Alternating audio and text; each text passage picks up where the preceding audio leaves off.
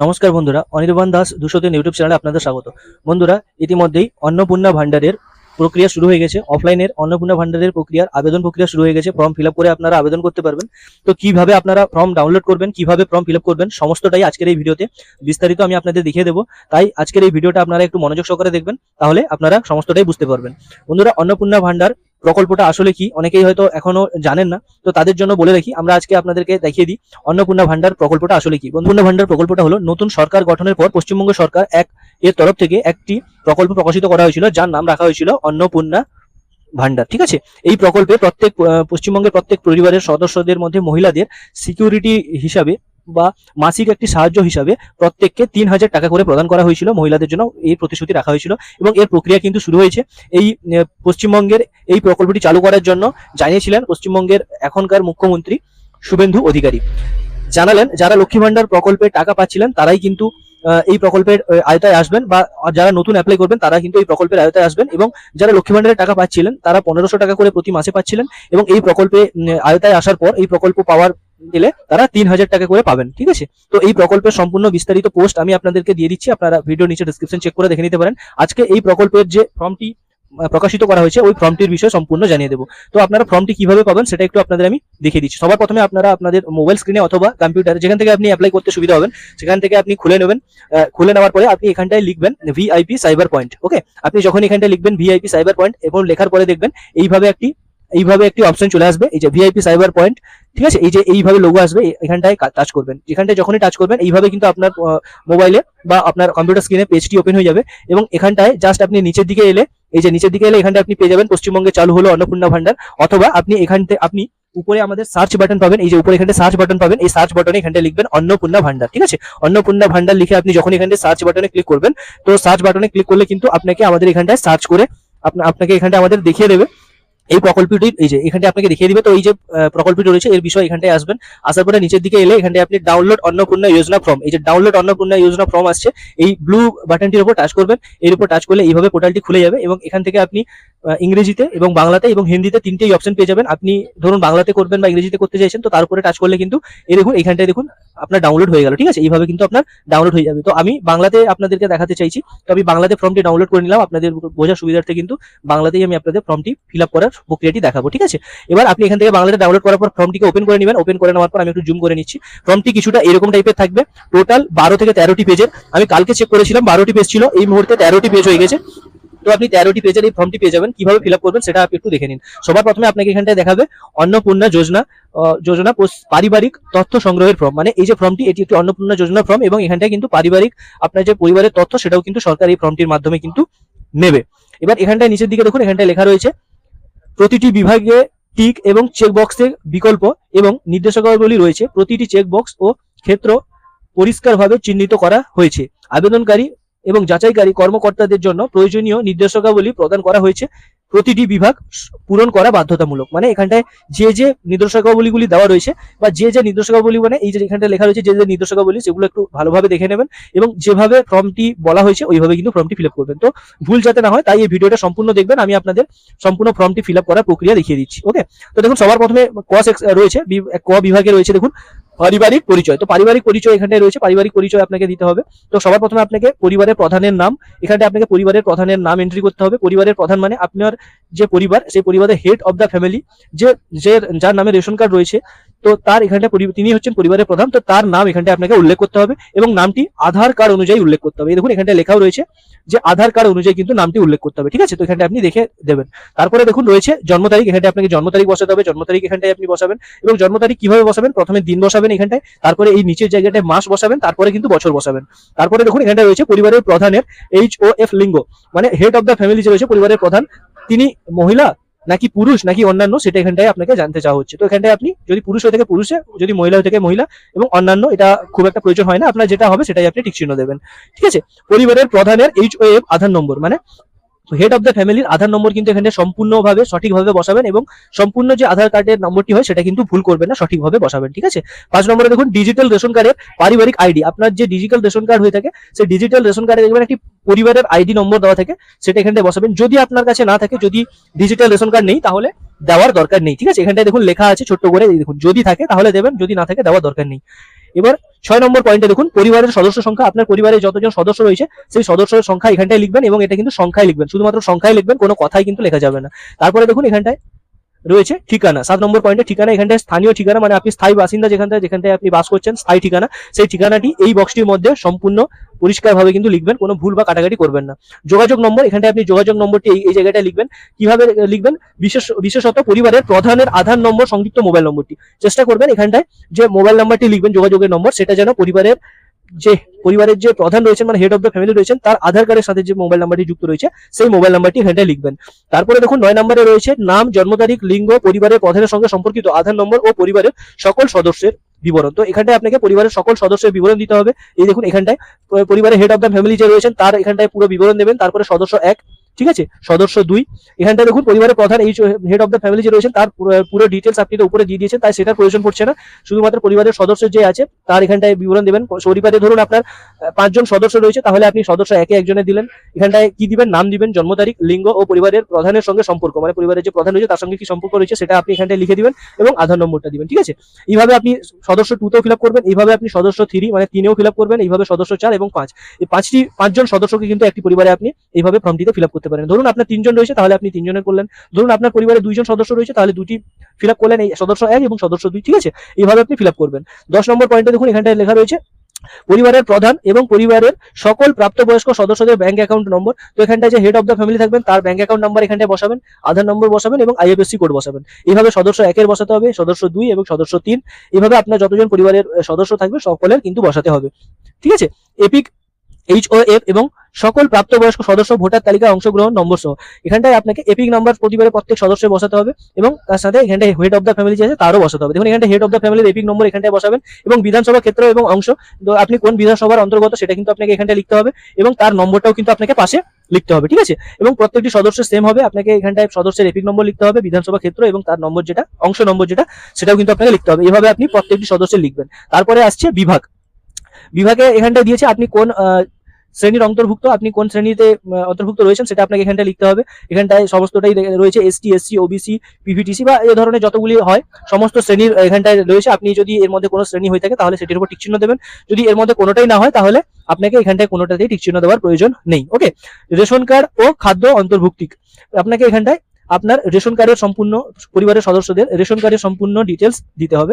আপনার কি digital ration card রয়েছে? যদি থাকে আপনি হ্যাঁতে টিক দিবেন, এইভাবে এখানটায় হ্যাঁর উপরে একটি টিক চিহ্ন দিয়ে দেবেন, আর যদি নেই তো দেওয়ার দরকার নেই, ঠিক আছে। সম্পূর্ণ ফর্মটাই আপনি কালো পেনে ফিল আপ করবেন এবং এতে কিন্তু খুবই সুবিধা হবে এই ফর্মটি ফিল আপ করতে, ঠিক আছে। কালো পেনে চেষ্টা করবেন এবং সবগুলো লেখা কিন্তু পরিষ্কারভাবে ক্যাপিটাল লেখার চেষ্টা করবেন, ঠিক আছে।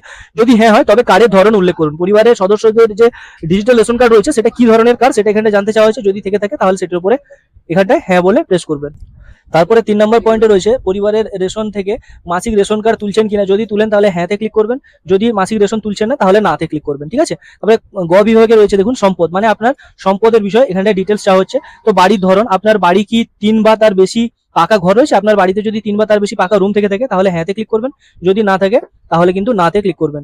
পারিবারিক জমির মালিকানা এখানটায় আপনাকে দিচ্ছে, যদি আপনার নামে হয়ে থাকে, যিনি অ্যাপ্লাই করছেন বা যিনি ফর্মটি ফিল আপ করছেন তাহলে হ্যাঁতে ক্লিক করবেন, যদি না হয়ে থাকে তাহলে নাতে টিক চিহ্ন দেবেন, ঠিক আছে। এবং এই যে আপনি পারিবারিক জমির মালিকানা দিচ্ছেন তার কিন্তু রেজিস্ট্রেশন নথি আপনাকে সাবমিট করতে হবে, তো এখানটায় আপনি তার কপিটাও কিন্তু সংগ্রহ করে রাখবেন, ঠিক আছে। এই সাইডে দেখবেন নির্দেশিকা ফর্মের পাশে, মানে আপনার ফর্মটির পাশে নির্দেশিকার অপশন রয়েছে, সেখানটা সমস্তটাই কিন্তু ডিটেলসে দেওয়া রয়েছে, আপনি ডিটেলসে সমস্তটাই কিন্তু একটু মনোযোগ সহকারে দেখে নেবেন, যতটা সম্ভব হবে আমি আপনাদের ভিডিওতে দেখিয়ে দিচ্ছি।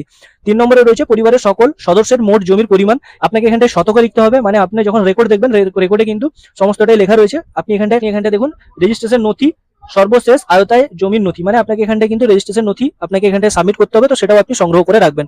4 নম্বরে দেখুন যানবাহন, আপনি বা আপনার পরিবারের কোনো সদস্য কি অবাণিজ্যিক বা মোটর চালিত 4 চাকার গাড়ি আছে? আপনাদের বাড়িতে যদি অবাণিজ্য মানে বাণিজ্যের ক্ষেত্রে ব্যবহার হয় না সেরকম কি কোনো গাড়ি রয়েছে? তো আপনার যদি থেকে থাকে মানে প্রাইভেট ভেহিকল, তাহলে কিন্তু আপনি এখানটায় হ্যাঁ করবেন, যদি নেই তাহলে এখানটায় না করে দেবেন। যদি থাকে তাহলে গাড়ির সংখ্যা উল্লেখ করুন, কটি রয়েছে, 1টি 2টি 3টি যতগুলি থাকবে সেগুলি আপনি এখানটায় উল্লেখ করবেন। এখানটায় কিন্তু মোটর চালিত 4 চাকার কথা বলা হয়েছে, এখানটায় কিন্তু 2 চাকা বা মোটর সাইকেলের কথা বলা হয়নি, তো সেই হিসাবে আপনি উল্লেখ করবেন, যদি থেকে থাকে তাহলে দেবেন, যদি নেই তো এটা দেওয়ার দরকার নেই। এবং গাড়ির রেজিস্ট্রেশন নম্বর যদি থাকে আপনার গাড়ি 4 চাকা তাহলে আপনি দেবেন, তা না হলে দেওয়ার প্রয়োজন নেই, ঠিক আছে। পরিবার ভিত্তিক সদস্যদের স্বাস্থ্য বীমা, পরিবার ভিত্তিক সদস্যদের যদি স্বাস্থ্য বীমা করা থাকে তাহলে হ্যাঁ করবেন, যদি না করা থাকে তাহলে নাতে ক্লিক করবেন, যদি করা থাকে তাহলে হ্যাঁতে ক্লিক করলে প্রত্যেকের সকলের স্বাস্থ্য বীমা পুরো ডিটেলস আপনাকে এখানটায় ফিল আপ করতে হবে। HOF মানে হেড অফ দ্য ফ্যামিলি যে থাকবেন তার স্বাস্থ্য বীমা সরকারিভাবে করা রয়েছে তাহলে সরকারিতে টিক চিহ্ন দেবেন, যদি বেসরকারিভাবে করা থাকে তাহলে বেসরকারিতে টিক চিহ্ন দেবেন, এবং তার বিবরণ মানে প্রিমিয়ামের বিবরণ বা অন্যান্য যে স্বাস্থ্য বীমার বিবরণগুলো হয়ে থাকে সেটাকে আপনাকে এখানটায় লিখতে হবে। তো সেটা আপনি এখানে সঠিকভাবে লিখবেন। এইভাবে সদস্য 1, সদস্য 2, সদস্য 3, সদস্য 4, সদস্য 5 সকলে লিখতে হবে, ঠিক আছে। এইভাবে লেখার পরে আপনাকে এখানটায় নেক্সট অপশনে যেতে হবে, যেটা হলো আয় বা পেশা। আপনি এখান থেকে আপনার পরিবার বা আপনি কত টাকা আয় করছেন তার সমস্ত তথ্য আপনাকে এখানে ইনপুট করতে হবে। তো এখানে সবার প্রথমে দেখুন লেখা রয়েছে কোন সদস্য কি আয়কর বা পেশাগত কর প্রদান করেন। আপনার পরিবারের কোনো সদস্য যদি আয়কর বা পেশাগত কোনো কর প্রদান করেন মানে ট্যাক্স পে করেন তাহলে আপনি এখানটায় হ্যাঁ করবেন, যদি না করেন তাহলে সেক্ষেত্রে নাতে ক্লিক দিবেন বা নাতে টিক চিহ্ন দেবেন, ঠিক আছে। পরিবারের সদস্যদের প্যান কার্ড রয়েছে, যদি থাকে প্যান কার্ড তাহলে হ্যাঁতে ক্লিক করবেন এবং উল্লেখ করুন না, যদি নেই তো তাহলে নাতে উল্লেখ করবেন। যদি হ্যাঁ করেন তাহলে তার সমস্ত বিবরণ দিতে হবে, মানে প্যান কার্ডের নাম এবং নম্বর, আপনি প্যান কার্ডে যে নামটি রয়েছে সেটা এখানটায় বসাবেন এবং নিচে আপনার প্যান কার্ডের নম্বরটি তার নিচে ঠিক এই জায়গাটায় বসিয়ে দেবেন, ঠিক আছে। এইভাবে সদস্য 1, সদস্য 2 সকলের বসাবেন এবং বসানোর পরে আপনাকে নেক্সট অপশনে দেওয়া হবে কর্মসংস্থানের ধরন। আপনি যে কর্মসংস্থানে কাজ করছেন তার সমস্ত বিবরণ আপনাকে এখানটায় দিতে হবে। তো এখানটায় আপনি কর্মসংস্থানের ধরন পেয়ে যাবেন। তো এখানটায় কর্মসংস্থান, আপনি যদি কোনো কর্মসংস্থানে কাজ করেন, ধরুন সরকারি ক্ষেত্রে কাজ করছেন, ধরুন বেসরকারি ক্ষেত্রে কাজ করছেন বা অন্য কোনো কর্মসংস্থানে বা পরিযায়ী শ্রমিক বা বেকার বা আংশিক সময়ের কর্মরত, যেটা আপনি এখন এই মুহূর্তে কর্মসংস্থানের সাথে যুক্ত রয়েছেন সেটা করবেন। যদি কোনো কর্মসংস্থানের সাথে যুক্ত না থাকেন তাহলে আপনি এটা স্কিপও করে যেতে পারেন। আমি বলবো আপনি অন্যান্য দিয়ে দিবেন, কারণ আপনি কিছু না কিছু কাজ করছেন, তো সেটা আপনি অন্যান্য দিয়ে এই জায়গাটায় উল্লেখ করে দিতে পারেন, ঠিক আছে। এইভাবে সকল সদস্যদের আপনাকে ফিল আপ করতে হবে। তো আপনি চেক করে নেবেন এবং সকল সদস্যদের কিন্তু আপনি এখানটায় ঠিক চিহ্ন দিয়ে ফিল আপ করবেন ফর্মটি, ঠিক আছে। এবং সমস্তটা ফিল আপ করার পর আপনি নিচের দিকে আসবেন এবং নিচের দিকে আপনাকে এখানে শিক্ষাগত যোগ্যতা প্রত্যেকে দিতে বলবে। তো শিক্ষাগত যোগ্যতা এখানটায় শিক্ষিত প্রাপ্তবয়স্ক যতজন সদস্য রয়েছে তাদের নাম্বার এখানটায় উল্লেখ করবেন, মানে যতজন শিক্ষাগত যোগ্যতা যতজনের রয়েছে, যতজন শিক্ষাগত যোগ্যতা অর্জন করেছেন সকলে লিখবেন এবং যারা অশিক্ষিত রয়েছেন তাদের ডিটেলস কিন্তু আপনি এখানটায় ফিল আপ করবেন, ঠিক আছে। এরপরে আপনাকে পরিবারের সকলের শিক্ষাগত যোগ্যতা আপনাকে লিখতে হবে। আপনি এখানে শিক্ষিত লিখবেন, পরিবারের যে হেড অফ দ্য ফ্যামিলি আছেন উনি যদি শিক্ষিত হয়ে থাকেন শিক্ষিত, অশিক্ষিত হয়ে থাকলে অশিক্ষিত, বা সর্বোচ্চ শিক্ষাগত যোগ্যতা ওনার যেটা রয়েছে সেটা আপনি এখানে উল্লেখ করবেন, ঠিক আছে। এইভাবে সদস্য 1, সদস্য 2, সদস্য 3 প্রত্যেকের আপনাকে এরকম ফিল আপ করতে হবে সদস্য 5 পর্যন্ত। এবং 5 নম্বরে রয়েছে দেখুন কোন সদস্য কোন সাংবিধানিক পদ, মন্ত্রী, সংসদ, বিধায়ক, পৌর স্থানীয় সংস্থা বা পঞ্চায়েতে যদি কর্মরত বা বর্তমান কর্ম করছেন বা প্রাক্তন, তো সেটির ক্ষেত্রে আপনি এখানটায় হ্যাঁ করবেন, যদি না করেন তাহলে নাতে উল্লেখ দিবেন। যিনি এই পদে রয়েছেন তার সদস্য নম্বর একটি থাকবে, যদি কোনো সরকারি পদে নিযুক্ত থাকেন তো তার সদস্য নম্বর থাকবে, তো সেটা আপনাকে এখানটায় উল্লেখ করতে হবে। যদি নেই তো না থাকলে উল্লেখ করার প্রয়োজন নেই এবং প্রয়োজনীয় নথি সহকারে ওই যে ঘোষণাপত্রটি হয়েছে বা ওই যে সদস্য হয়েছেন তার যে কাগজটি রয়েছে সেটি কিন্তু আপনাকে এখানটায় দিতে হবে, ঠিক আছে। তারপরে 6 নম্বরে রয়েছে দেখুন কোন সদস্য কি সরাসরি পেশা কোন সদস্য কি সরাসরি পেনশনভোগী। যদি পেনশনভোগী হয়ে থাকেন তাহলে হ্যাঁতে ক্লিক করবেন, যদি না হয় তাহলে নাতে ক্লিক করবেন। এবং যদি হ্যাঁ হয় তাহলে সেক্ষেত্রে যিনি সরকারি পেনশনভোগী তার সদস্য নম্বর এখানটায় উল্লেখ করতে হবে এবং তার যথাযথ নথি কিন্তু আপনাকে এখানটায় দিতে হবে, ঠিক আছে। 7 নম্বরে দেখুন রয়েছে কোন সদস্য কি জিএসটি অধীনে নিবন্ধিত আছেন। যদি জিএসটি অধীনে থাকেন মানে যদি জিএসটি প্রদান করেন, জিএসটি রয়ে থাকে তাহলে হ্যাঁ করবেন, যদি নেই তাহলে নাতে উল্লেখ দিবেন। যদি হ্যাঁ হয় তাহলে জিএসটির কাগজ কিন্তু আপনাকে দিতে হবে। পরিবারের মোট বার্ষিক আয়, পরিবারের মোট বার্ষিক আয় আপনাকে এখানে অঙ্কে লিখতে হবে। এই জায়গাটায় আপনি অঙ্কে লিখে দিবেন যত টাকা আপনার বার্ষিক আয় রয়েছে। বার্ষিক আয় মানে হচ্ছে টোটাল বছরে কত টাকা পরিবারের সকল সদস্য ইনকাম করে সেটা কিন্তু আপনাকে এখানটায় লিখতে হবে। তো এটা আপনি এখানটায় জেনে লিখে নেবেন। তারপরে আপনার দেখুন অন্যান্য পরিচয় নথি মানে CAA বা CAA আবেদনে বর্তমান অবস্থা যদি থাকে, যদি আপনি CAA আবেদন করে থাকেন তার জন্য, যদি না করে থাকেন তাহলে প্রযোজ্য নয় আপনি অপশনটাতে সিলেক্ট করতে পারেন এবং সকল সদস্যদের যদি প্রয়োজন না হয়ে থাকে তাহলে প্রযোজ্য নয় ক্লিক করবেন। আর যদি করে থাকেন তাহলে আবেদন করা হয়েছে, যদি হ্যাঁ হয় আবেদন নম্বর, মানে যদি আবেদন করে থাকেন তাহলে তার আবেদন নম্বর এখানটায় করবেন। ইস্যু করা হয়েছে মানে এখান থেকে আপনার যে আবেদনটি ওটি ইস্যু করা হয়েছে এবং আপনি যদি সার্টিফিকেট নাম্বার পেয়ে যান তাহলে সেই সার্টিফিকেট নাম্বারটি এখানটায় লিখবেন এবং এখানটায় টিক চিহ্ন দেবেন। এইভাবে সকল সদস্য কিন্তু আপনাকে দিতে হবে। তারপরে দেখুন এখানটায় রয়েছে অন্যান্য কিষাণ ক্রেডিট কার্ড, ERD কিষাণ ক্রেডিট কার্ড, পরে শিল্পী ক্রেডিট কার্ড, মৎস্যজীবী ক্রেডিট কার্ড বা শিক্ষাশ্রী ক্রেডিট কার্ড ইত্যাদি ক্রেডিট কার্ড যদি আপনার থেকে থাকে তাহলে তার সম্পূর্ণ বিবরণ আপনাকে এখানটায় দিতে হবে। যেরকম ক্রেডিট কার্ডের নম্বর, আইডির সংখ্যা, যে তারিখে ইস্যু করা হয়েছিল তার তারিখ, এইভাবে সকলে কিন্তু দিতে হবে এবং যথাযথ বিবরণ কিন্তু আপনাকে দেওয়ার পরে তার নথিগুলোও কিন্তু আপনাকে এখানটায় জমা করতে হবে। যদি SIR 2026-এ নাম বাদ পড়ে থাকে তবে মামলাটি ট্রাইব্যুনালে নির্বাচনাধীন কিনা সেটা আপনাকে এখানটা লিখতে হবে। যদি আপনার 2026-এ লিস্টে আপনার নাম বাতিল চলে যায়, আপনার নাম যদি না থাকে বা আপনার যদি অ্যাপ্লিকেশন করে থাকেন ট্রাইব্যুনালে, তাহলে সেখানটায় আপনি লিখবেন প্রযোজ্য। যদি হয় তাহলে আপনি প্রযোজ্য নয় লিখবেন, মানে যদি আপনার নাম না থেকে থাকে তাহলে এটির আপনার প্রয়োজন নেই, যদি না থাকে তাহলে না করবেন। যদি হ্যাঁ হয়, মানে এই মামলাটি আপনার রয়েছে ট্রাইব্যুনালে, তাহলে হ্যাঁ লিখবেন এবং এখানটায় তার বিবরণ দিবেন। ঠিক আছে, এই জায়গাটায় তার বিবরণটা আপনাকে দিতে হবে এবং তারপরে এইভাবে সকল সদস্যদের কিন্তু দিতে হবে এবং তার নিচে বিবরণটা দেওয়ার অপশন রয়েছে, এখানটায় বিবরণটি দিতে হবে।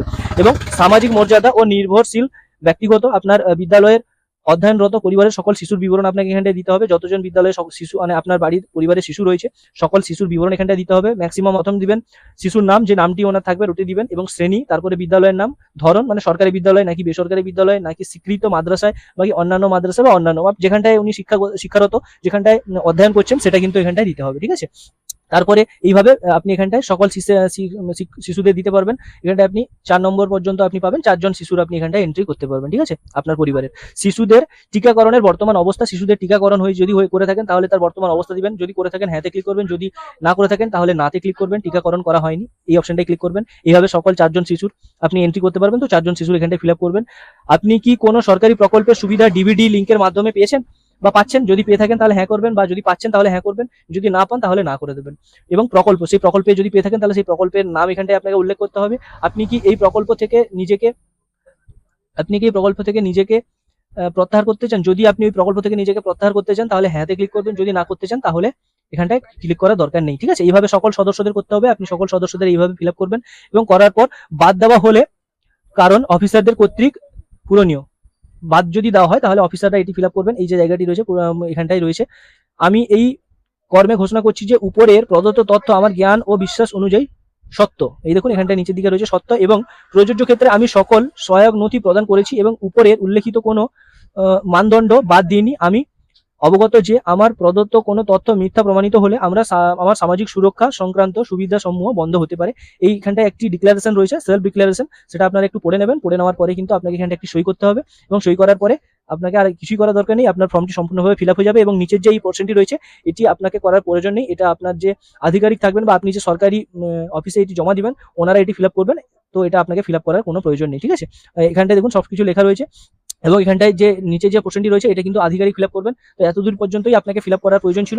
আশা করি আমি আপনাদের ভিডিওটিতে দেখিয়ে দিতে পারলাম এই ফর্মটি কিভাবে ফিল আপ করবেন এবং সমস্তটাই আমি আপনাদেরকে বুঝিয়ে দিলাম। ঠিক আছে, আশা করি ভিডিওটা আপনার ভালো লেগেছে। যদি আজকের এই ভিডিওটা আপনার ভালো লেগে থাকে, যদি আপনি আমাদের এই ভিডিওটিতে ফর্মটি ফিল আপ করা কিছুটা বুঝে থাকেন, যদি কোনো জিনিস বুঝতে অসুবিধা হয় তাহলে অবশ্যই আমাদেরকে কমেন্ট করে জানাতে পারেন অথবা আমাদেরকে আমাদের হোয়াটসঅ্যাপ চ্যানেলে জানাতে পারেন। ঠিক আছে, আপনাদেরকে ভিডিও দেখার জন্য অসংখ্য ধন্যবাদ। ভালো থাকবেন, সুস্থ থাকবেন।